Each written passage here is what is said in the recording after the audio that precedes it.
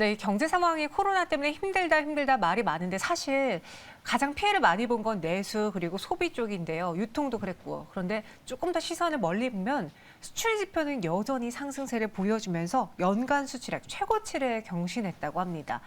그럼 이게 무엇을 시사하는 걸까요? 또 우리 주식시장에 영향을 미칠 만한 이슈일까요? 이에 대한 이야기 레몬리서치 김민수 대표와 함께 나눠보겠습니다. 어서 오세요. 안녕하십니까? 네, 안녕하세요. 네. 저희끼리 이제 사담으로 오늘 바이오를 했어야 됐나요? 라는 이야기가 나올 정도로 바이오 할까요? 지금 네. 제약바이오주들이 너무 많이 급등세를 보여주고 있는데 네. 이에 대한 의견을 저희가 좀 차치하고 잠시 후에 좀 여쭤보고 먼저 네. 수출액 지표가 이렇게 잘 나오면 관련한 경기 민감주를 봐야 되는지 지금 얼마나 잘 나왔는지에 대한 의견을 여쭤보고 싶어요. 네, 지금까지 최근에 발표된 지표로 보면 10일 지났죠? 네. 10일 지나다 보니까 나왔던 수출 지표를 보게 되면 6,049억 달러. 이 수치가 뭐냐면 2018년도에 저희가 반도체 슈퍼사이클이 왔었을 때 그때 반도체 중심으로 끌고 갔던 그러니까 반도체가 이렇게 코를 끌고 갔던 거죠. 예, 끌고 갔던 이 수출의 변화보다도 더 넘었다라는 쪽에 그렇게 되면 그때 같은 경우는 이제 반도체가 중심이 됐는데 지금은 고루고루 좀 다변화되면서 수출이 잘 된다는 얘기로 보게 되면 나머지 한 몇 개월 또 들어가게 되면 최대가 나오겠네요. 네. 그래서 사상 최대는 당연히 보여진다라는 쪽에서 글로벌 수출 순위가 7위까지 올랐습니다. 이 작은 나라에서 7위까지. 예, 어우. 또 차오르는 예. 그래서 이런 쪽으로 봤을 때 품목을 보다 보니까 4개의 품목 수출의 증가분이 45%를 차지하는데 바이오나 2차 전지, 농수산 쪽, 화장품 같은 경우가 수출 증가율이 훨씬 더 높다라는 쪽으로 바라보고 있고요. 그런 쪽으로 봤을 때 미국이나 EU 같은 약간 선진 쪽으로 더 잘 나가고 있고 아세안, CIS 이런 쪽이다 보니까 약간 과거와 다르게 좀 다변화된 수출 지역을 보여주고 있고요. 중국하고 일본은 좀 부진하다 이렇게 보여집니다. 네, 아니 물류 대란 속에서도 이렇게 역대 최고의 죄송합니다. 예, 방송 안 하고 싶으신가요? 죄송합니다. 목이 메었습니다. 예. 죄송합니다. 네. 저희가 또 이렇게 쉬는 시간에 물 갖다 드릴게요. 네. 역대 최고 수출을 기록할 수 있었던 배경 무엇인지 또 앞서 표현하시길 이전에 이제 반도체가 코를 잡고 끌어당겼다고 했는데 이번에도 이 수출에서의 상당 부분을 반도체 그리고 LNG선이 또 차지를 했더라고요. 네. 계속 이들이 수출 지표를 캐리해 줄지요. 네, 일단 지금 나오는 지표와 동향을 봤을 때도 그럴 개연성이 상당히 높을 것 같고요. 근데 이제 왜 이렇게 수출이 잘 됐느냐라고 봤었을 때는 몇 가지 특히 글로벌 경기가 그만큼 많이 위축되지 그러니까 회복되는 추세의 변화라고 봐야 되겠죠. 그 한 줄기가 여전히 이어진다고 봐야 될 것 같고 게다가 우리나라 같은 경우는 일단 중간재를 또 수출을 많이 하는 국가지 않습니까? 네. 이런 쪽으로 봤었을 때 어떻게 보면 이번에 중간재 중국 쪽으로 잘 들어갔는데 미중 간의 갈등이 있다 보니까 중국 쪽에서 직접 수출하는 품목이 오히려 약간 더 우리나라 쪽에서 어떤 수출선이 좀 돌려졌다라는 쪽으로 봤을 때 이 부분도 눈길이 간다고 봐야 될 것 같고요. 게다가 기존에는 말씀드렸듯이 반도체만 잘 나갔는데 이제는 수출 품목 다변화됐다. 그래서 말씀드렸던 반도체뿐만 아니라 조선 자동차까지도. 네. 그래서 특히 저희가 화장품 쪽도 그렇게 모멘텀은 없는데 수출은 꽤 잘 됩니다. 게다가 잊고 있었던 식품 쪽이죠. 이쪽에 대한 변화라든가 그리고 또 하나 눈여겨볼 수 있는 부분들이 수출 단가에 대한 부분이 있습니다. 제가 학교 다닐 때만 하더라도 우리나라는 수출 단가를 올리기 위해서 품목을 고부가 가치로 가는 산업들을 계속 끌어내야 된다라고 많이 얘기를 했었는데 네네. 그게 약간 현실화되는 분위기죠. 그래서 이제 상대적으로 말씀하셨던 뭐 바이오부터 나오는 여러 가지 동향들을 보게 되면 수출 단가들이 생각보다 좀 올라왔다라는 부분들이 오히려 또 긍정적이라고 봐야 될 것 같고요. 마지막으로는 환율도 물론 있겠죠. 생각보다 달러가 강세로 가다 보니까 이어졌던 원화 약세에 대한 분위기도 영향을 끼쳤다라고 봐야 될 것 같습니다. 네, 알겠습니다. 아이고 우리 김민수 대표님한테 제가 한 소리 했다고 또 시청자분들이 화를 내고 계세요. 저희 물을 갖다 드릴게요. 지금 죄송합니다. 예. 네, 괜찮습니다. 네. 그러면요, 지금 이 바이오, 2차 전지 그리고 농수산 식품, 화장품에도 지금 4개 신수출 유망 품목들이 있는데 네. 이쪽을 봐도 괜찮을지 물 한잔 하시고 괜찮습니다. 예, 네, 예. 괜찮으시겠어요? 예, 아주 평화롭습니다. 네, 어떤 섹터를 좀 봐야 될까요?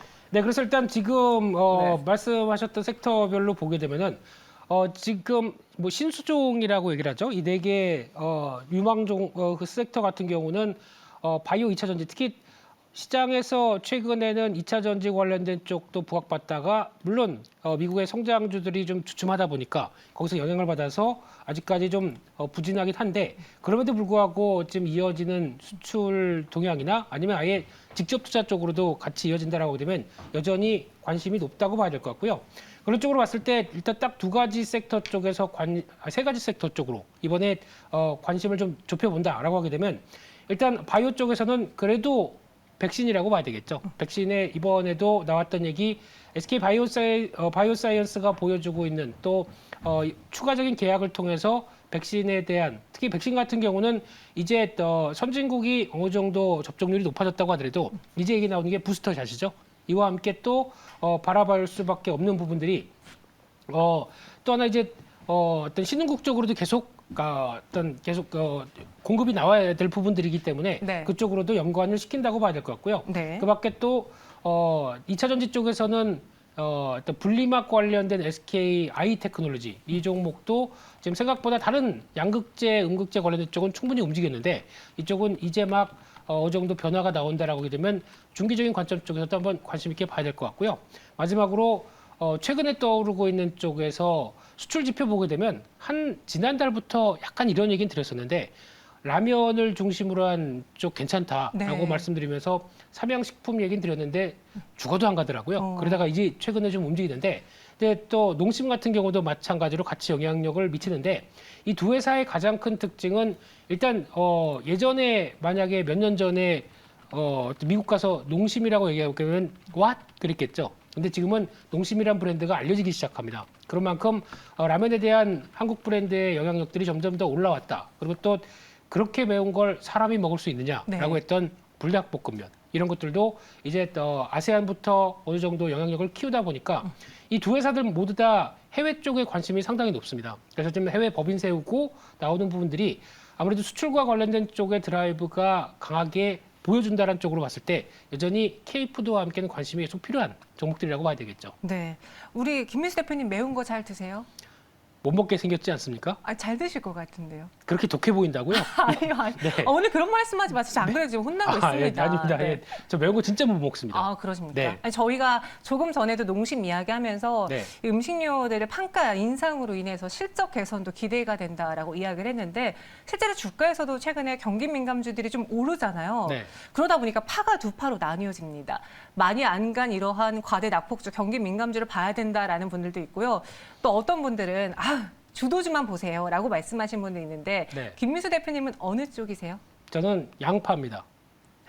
그렇다는 얘기는 네, 두 발 다 둘 다. 걸치. 예, 네. 그렇죠. 뭐 한쪽으로만 보고 있다가 그쪽이 만약에 정체되고 있으면은 또 놀아야 되나요? 그런 건 아니죠. 그러다 네. 보니까 일정 부분 둘 다 비슷한 관점 쪽으로 다 같이 지켜보되 그러다 보면 눈이 바빠집니다. 그럼에도 불구하고 돼야 될 건 해야 된다고 봐야 될 것 같고요. 특히 앞서 잠깐 음식료 쪽의 얘기가 나와서 말씀을 드리는 건데 가장 중요한 거는 음식료 업종이 움직이는 거는 이맘때쯤까지 하반기에도 충분히 움직일 수 있었는데 나왔던 공매도의 압박이었다고 봐야 되겠죠. 특히 삼양식품 같은 경우는 일단 코스피 200에 있다가 빠져나왔습니다. 그러다 보니까 공매도가 더 안 되는 종목이죠. 그런 가운데 지금 공매도가 안 그래도 누적 잔고가 쌓여 있는데 이거 더 할 수가 없다 보니까 청산을 시킬 수밖에 없겠죠. 네. 그러기서 나오는 어떤 매수세가 같이 이어지는데 이런 모멘텀까지 가세됐다고 봐야 될 것 같고요.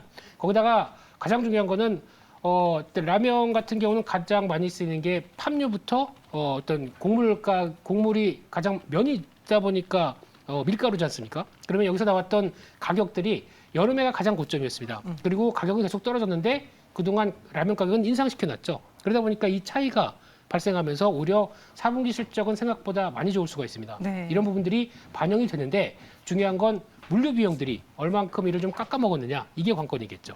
네. 그러면은 경기 민감주 중에서 눈여겨볼 만한 종목이 있는지 지금 김민수 대표님은 매수를 하시겠습니까? 경기 민감주 포트 담아 보시겠어요? 마음에 드는 건 해야죠. 네. 그런데 이제 아마 섹터 쪽에서 저희가 경기 민감하게 되면 이만큼이 있는데 그중에서 섹터는 가장 관심이 높은 쪽은 철강이라고 보여지고 있고요. 철강주요? 네, 철강, 건설, 건자재. 그리고 화학 쪽은 너무 좀 광범위하다 보니까 네. 입맛에 맞는 쪽으로 한정적으로 보시는 게 맞지 않나 생각되고 있고요. 그러다 이제 물론 많이 실적은 괜찮은데 낙폭이 크다 보니까 돌아가는 종목들, 대표적으로 금호석유나 뭐 효성 TNC 이런 종목들은 있다고 하더라도 그런 쪽은 또 저희가 보통 얘기하는 스프레드라고 그러죠. 유가와 함께 제품 가격과 원자재 가격을 계속 추적해야 보다 보니까 어지럽습니다. 근데 이런 것보다 어느 정도 좀 보여줄 수 있는 쪽의 흐름들을 가져간 쪽이 더 낫지 않느냐라는 쪽에서 종목으로 바로 갈까요? 네, 네. 좋습니다. 그렇게 되면은 건자재 쪽과 관련된 쪽에서 한샘 관심 있게 보고 있고요. 한샘이요? 네, 이 회사는 일단 이쪽에서도 가장 많이 쓰는 게 가구 업체다 보니까 목재를 가장 많이 쓰겠죠. 목재 가격도 여름이 고점이었습니다. 그리고 쭉 하락하는데 현대리바트와 함께 가격은 다 오르는 상황이기 때문에 그에 따른 실적 변화는 3분기 주춤이었지만 4분기부터는 다시 좋아질 가능성이 높다는 부분들과 함께 지금 둘이 싸우고 있죠. 또 1대 주주, 2대 주주 다 사모펀드인데 싸우고 있습니다. 근데 싸운다기보다도 쉽게 말씀드리면 약간 갈등은 있지만 결국엔 둘 다 사모펀드다. 가장 중요한 목적이 뭘까요? 주가 상승이 아닐까요? 네, 그렇게 되면은 그에 따른 변화는 좀 더 기대할 수 있겠다는 관점 쪽에서 네. 중기적으로 계속 관심 있게 보셔야 될 것 같고요. 가격 전략도 해야 되는 거죠. 그래서 일단 지금 기준으로 봤을 때는 아마 가격 약 한 9만 원대 부분에서 좀 정체를 받고 있는 모습들은 있는데 그럼에도 불구하고 다음 가격대까지 움직인다라고 되면 약 한 12만 원대까지 목표가 삼아볼 수 있을 것 같고요. 손절가는 8만 5천 원대 정도로 대응하시는 게 가장 좋다고 봐야 될 것 같고요. 두 번째, 화학 쪽에서는 눈길이 가고 있는 종목이 송원산업입니다.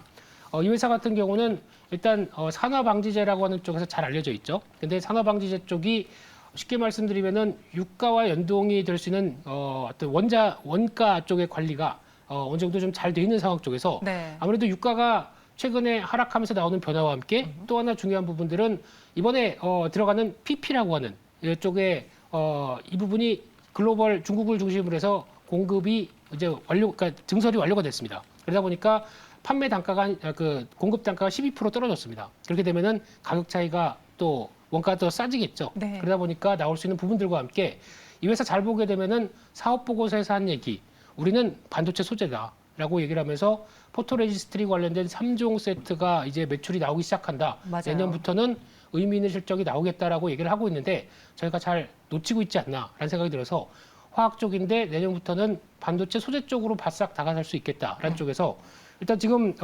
주가는 한번 고가 기록하고 좀 쉬고 있죠. 네. 이런 쪽에서 다음 저항권으로 보게 되면 적어도 한 24,000원대 부근 정도까지는 들어가지 않을까라고 바라보고 있고요. 직전 고점대입니다. 그리고 손절가는 18,500원대로 말씀드리겠습니다. 손절 가격은 18,500원대로 수정을 해주셨네요. 네, 이렇게 오늘 두 가지 탑픽 종목까지 들어봤고요. 이제 경기 민감주를 향한 김민수 대표님의 의견은 확실히 발을 경기 민감주와 두주주로 반반 걸쳐 가야 된다. 어느 하나 포기할 수는 없다라는 의견이셨습니다. 여러분들 참고해 보시기 바라겠고요. 여기서 인사드리도록 할게요. 오늘 말씀 고맙습니다. 감사합니다.